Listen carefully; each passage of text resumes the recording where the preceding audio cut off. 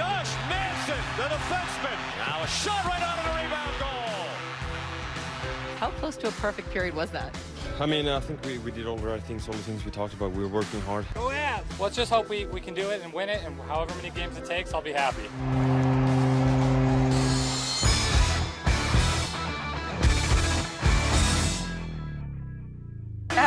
Jubilation, victory, history in the making. The Colorado Avalanche just won 56 games this season, 14 more in the playoffs, 2 more wins, and the Stanley Cup is coming to Colorado. Thank you so much for tuning in to the Denver 7 Avalanche postgame show, sponsored by Colorado GMC Dealers. I'm Jacqueline Allen, joined by Shannon Ogden just outside Ball Arena. What's the vibe there, Shannon? I think you can guess what the vibe is out here. Good evening, Jacqueline. Good evening, everybody. Let me set the scene. So over here, we've got 19,000 people leaving Ball Arena. To my right, about 100 yards, we've got 10,000 people leaving Tivoli Quad. And then there's a few other thousand people in this part of Denver. And everyone is happy. They're so very happy. You can feel it. You can smell it. Now, some of what you're smelling is why some of them are happy, but mostly it's because of this incredible evening here outside Ball Arena. And Denver 7 News team is all over the Stanley Cup Finals for you tonight. Nick Rothschild is inside Ball Arena. Rob Harris is talking to fans who are trying to leave. He's at the RTD station near here. Bayan Wang is with 10,000 of his closest friends at Tivoli Quad. And of course, our leader tonight, our sports director, Lionel. Lionel, what a night. I'll tell you what, I really don't know what to say about this game too, Shannon. The Stanley Cup Finals is supposed to be close and it's supposed to be competitive. The Avs won game 1 in overtime, right? And all we heard was, oh, the Lightning are the 2-time defending champs. They have to come back, and they have come back before. And goalie Andrei Vasilevsky, he's not good in game 1s, but he comes back to be the best goalie in the world in game 2. Ha! Not tonight. Not in this series, not so far. Ball Arena, look at the atmosphere here. The fly under the ice before the game. Amazing pregame show by the Avs. And the fans, let's go Avs. The chant was deafening. The LED wristbands, the white pom-poms. What a time to be an Avs fan. And then the game, less than 3 minutes in. Power play, Andrei Burakovsky to Val Nichushkin. As we featured on our pregame show, choo-choo train. 4th goal in 4 games. Later, Avs go 2-on-1. Josh Manson took it himself. And the same start as game 1. They led 2-0. No comeback by Tampa Bay here, just more Avs. Berkey to Mikko and the rebound. Berkey got another one. The overtime hero from game 1, it was 3-0. Then in the second, Andre Palat of the Lightning gave it right to Mikko behind the net, right to Nichushkin, and another one for Choo-Choo. 4-0 lead. Then late second, breakout, and Darren Helm beat Andrei Vasilevsky, the best goalie in the league. Okay. Avs led 5-0. Cherry on top. Icing on this cake. Lightning power play. Cale Makar with a shorthanded goal. 84 miles an hour. It was 6-0 in the final. Was 7-0. Just domination of the defending champs of epic proportions. And the Avs take a 2-0 series lead. Let's go live now inside the arena and listen to the Avs talking after this win.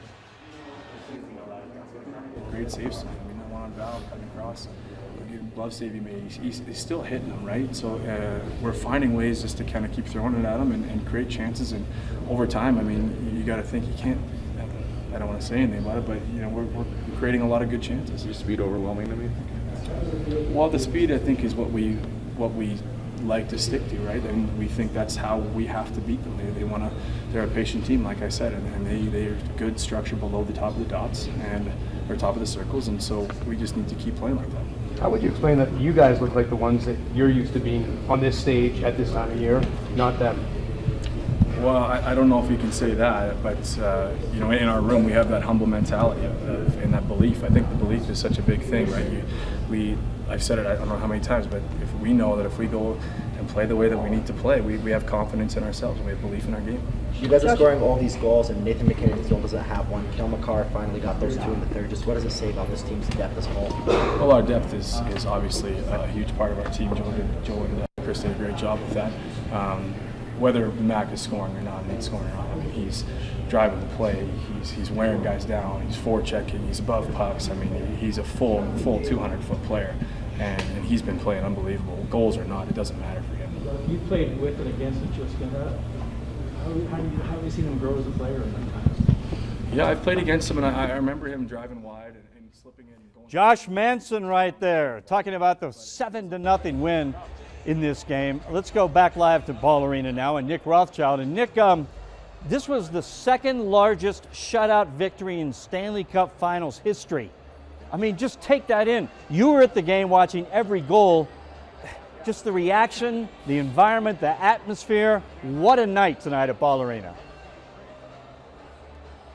Dude, I thought it was loud here for game one, but where we ended game one is where we started game two.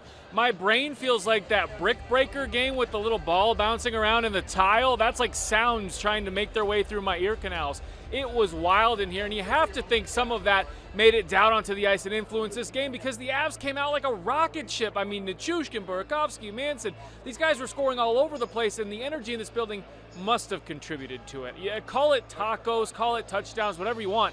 This was all-out domination of the two-time defending champs, and you don't just do that out of thin air. I don't want to be hyperbolic, Lionel, because the Lightning lost games 1 and 2 of the Western Conference Finals against the Rangers, and they came back to win the next 4, and here they are in the Stanley Cup Finals. But after the way they looked, they didn't have anything to counter against the Avs. It looked like they had completely given up midway through the second period. So I think we may have just watched our last game at Ball Arena here this season, guys. I think there's a chance the Avs get this done in 4, and this hockey game we watch here tonight is it for ice time at Ball Arena. I don't know. What do you think, Lionel? Well, oh man, I don't want to go there, Nick. I'm sorry. I am not going there. But you made a great point. From what you saw, from what the Avs have shown us, and what Tampa Bay has shown us, it looks like men playing against boys. It looks like varsity versus JV. I mean, there's nothing I've seen from the Lightning, including their all-world goalie, that shows me that they have the chance to come back in this series against the Avs that are so deep and so talented and are up 2-0 in this series after game 2. I'm not saying it's a sweep. I'm not saying it's over, but it probably is. We'll see. Game 3, of course, coming up in Tampa on Monday. We'll have more post-game reaction from the Avs coming up live from Ball Arena. But right now, Shannon, let's go back to you. All right, Lionel, Nick, thank you both very much. And thousands of people packed Tivoli Quad for the watch party. I know Ball Arena was the place to be. A close second had to be that watch party. An incredible scene down there, and it was beautiful that I could hear them with every single score. 7 beautiful screams from that 10,000 strong crowd. 6,000 during the first game. We reached capacity of 10,000 tonight, and right in the middle, see if you can see them, right in the middle of all that, Denver 7's Bayan Wang was live and joins us now for this post-game show. Bayan? Yeah, Shannon, you're absolutely right. For tonight's game, Ball Arena was certainly the place to be, but I've been here all day, and I could tell you for sure this was also certainly the place to be. Just for some perspective, you said that 19,000 people left Ball Arena, and the capacity here is 10,000. However, organizers tell me that there may have been up to 15,000 people here. This place was packed, one of my favorite assignments ever. I want to step out of the way. They all came to watch the game right there on the main stage. We're talking thousands of people here, right? So there was 3 of those screens spread out over here.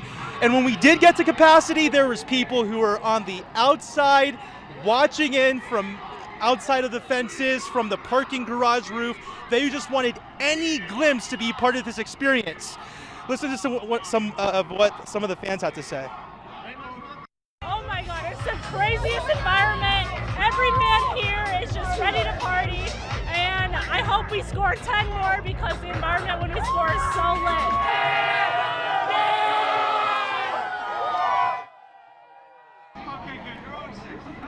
And that was the energy we saw all day here. And these Avs fans, they're very dedicated.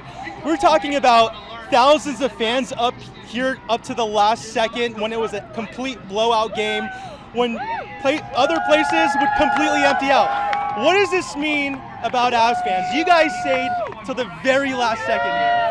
Avs fans are the absolute most dedicated fans in the NHL for sure, hands down. There's such a community out here. Like, you can just feel the passion that everyone has for the team. It's insane. And we've been using words like energetic and electric. What has this day been like for you? Energetic and electric. No, it's been amazing. Absolutely so much fun. I've never seen a crowd like this before. There are no better words to describe it, really. no better words to describe it except for fun and one of the best nights so far during summer? One of the best nights for sure. And here's the best part about this. The party was going on all day, but it's just beginning. A lot of these people here tell me they're going to downtown to all the bars and restaurants, and we're going to join them. Lionel, we'll toss it to you. Sounds like fun. Thanks, Brian. All right, let's go back live to Ball Arena inside the Avalanche interview room there. Andrew Cogliano, who just got back from injury today and just got back on the ice and just got back to a 7-0 win, is speaking live right now. Yeah, I think you need that. You need guys scoring from depth lines. You need momentum from your third and fourth lines to create energy and to get on the forecheck and make things happen. So tonight I thought it was just our full team effort, really, from the top guy to the bottom guy, and from the defense to the goalie. I think everyone just really brought it. You guys didn't give up a lot of shots, but what did you think of Darcy Kuemper tonight? I thought he was poised. He was, just one of those nights where you knew when a shot was going, he was square and he was making the save. They had a couple pushes in the second, some chances on the power play, but he seemed very tall, very positional, and pucks were hitting him, and it seemed like a night where no pucks were going in on him tonight. You and Manson, just like you practiced it, right?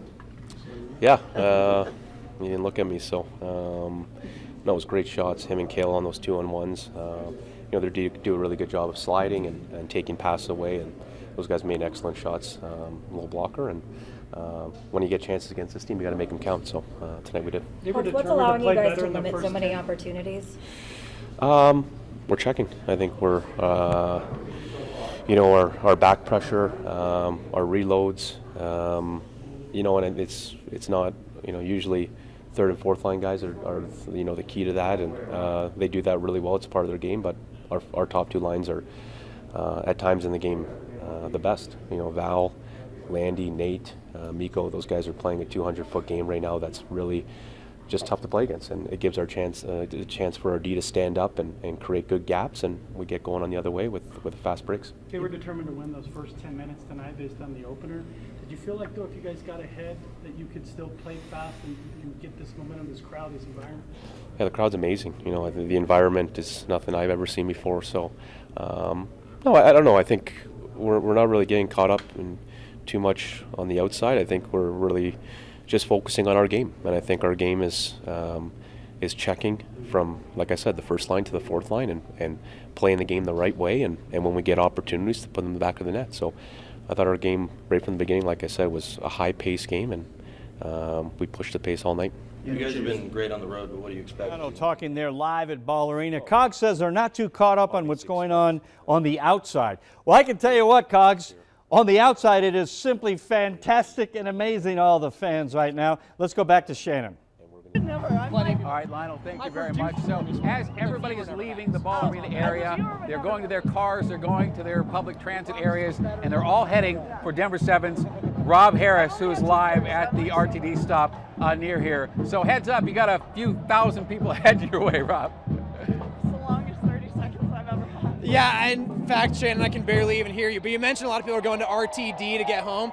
Zoe here is going to have to get on a plane soon to go home, because Zoe, tell the audience how far you flew for Game 2. I flew and I'm losing my voice. I flew in from Boston this morning. Grew up an Avs fan from Colorado, flew in this morning, taking a red eye tomorrow night before work, because I love the team this much. That's what we like to hear. So, Dad, we know that plane tickets are expensive and tickets are expensive. How much did it cost to get her to Game 2? I just got to say one thing. 2 tickets to the Stanley Cup and airfare, $3,000. $3,000, money well spent. But dad and daughter at an ice hockey game, priceless. Okay, so then here's the last question. What's the prediction for the rest of the final? Oh, Avs are sweeping the series. Avs in 4. Nobody's even questioning. I would bet my whole body on that. I would put my life on the line for that. All right. The boys are buzzing. Okay. Zoe's betting her life in a four-game sweep, so we'll see if you're right, Not Zoe. even a question. All right, Zoe Scott, thank you. Yeah, so guys, we're seeing a flood of people leaving right now, but I gotta say, because it was 7-0, we're seeing people leave early because everyone was so confident that this is gonna be over. So not see in Game 1. Now we're just hearing a lot of noise from very excited Avs fans, and yes, maybe a few disappointed Lightning fans too. But that's just the way the cookie crumbles. But anyway, Shannon, I'll send it back to you.